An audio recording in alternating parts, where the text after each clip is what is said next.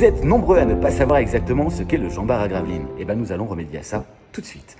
Le Jean-Bart à Gravelines, c'est la reconstruction à l'identique d'un vaisseau de premier rang de 84 canons du XVIIe siècle. Alors plus précisément, nous nous trouvons entre 1670 et 1680 pendant le règne de Louis XIV. Le premier rang, c'est un navire amiral, navire de commandement qui va venir diriger la flotte du roi. Il commence à 80 canons pour les plus petits modèles et peut monter jusqu'à 120 canons pour les plus gros vaisseaux de premier rang, généralement construits en l'honneur du roi ou de la famille royale. C'est un projet d'archéologie expérimentale. Le principe de l'archéologie expérimentale, c'est de venir recréer un savoir-faire qui a entièrement disparu, pour lequel on ne sait quasiment rien, et tout ça grâce à des sources archéologiques. Il faut savoir qu'il n'existe aucun plan des vaisseaux du XVIIe siècle. À cette époque-là, le style de construction est dit compagnonique. Vous avez un maître charpentier de marine qui possédait le savoir-faire, qui avait des apprentis et qui allait transmettre son savoir-faire de génération en génération à ses apprentis.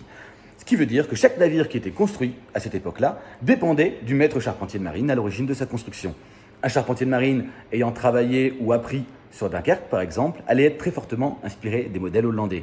Ce qui faisait que la marine du roi était complètement hétérogène. Et afin d'essayer de standardiser cette marine, Colbert, alors qu'il était ministre de la Marine, a financé ce qu'on a appelé l'album de Colbert, qui est une encyclopédie composée de 54 planches de dessin qui va venir montrer la construction d'un vaisseau de 84 canons anonymes du début jusqu'à la fin. Ce document avait pour but non pas d'apprendre aux charpentiers de marine à faire leur travail, puisqu'ils savaient faire leur travail. L'idée, c'était de leur donner un fil rouge, une idée de ce dont à quoi devait ressembler leur navire une fois terminé. Alors voici une des planches de l'album de Colbert pour vous donner un peu l'idée de ce dont à quoi ça servait. Le but étant d'arriver à la fin au modèle que vous avez juste là. Alors, l'album de Colbert en lui seul n'est pas suffisant, mais par chance, à Saint-Valahougue, dans le Cotentin, en Normandie, dans les années 80, Christian Cardin, le fondateur de l'association Tourville, a découvert des épaves qui avaient été coulées en 1692 pendant la bataille de la Hougue. Par chance, parmi ces deux épaves, le Saint-Philippe et le Magnifique sont exactement similaires aux navires construits dans l'album de Colbert, construits à Toulon dans les années 1670-1680.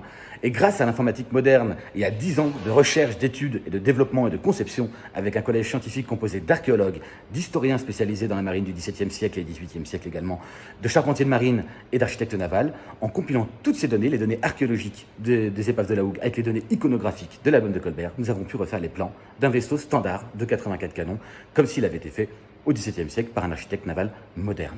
Voilà le résultat une fois que le vaisseau sera terminé, et vous comprenez bien qu'il n'y a jamais eu de navire appelé le Jean-Bart au XVIIe siècle, puisqu'il n'y a pas de plan. Donc nous reconstruisons ici un navire standard de 84 canons, comme vous auriez pu trouver à Toulon, à Dunkerque, dans la fin des années 1680-1690, et il fallait trouver un nom pour ce navire. Le navire étant construit à Dunkerque, le grand héros dunkerquois du XVIIe siècle, c'est Jean-Bart. Maintenant vous savez tout.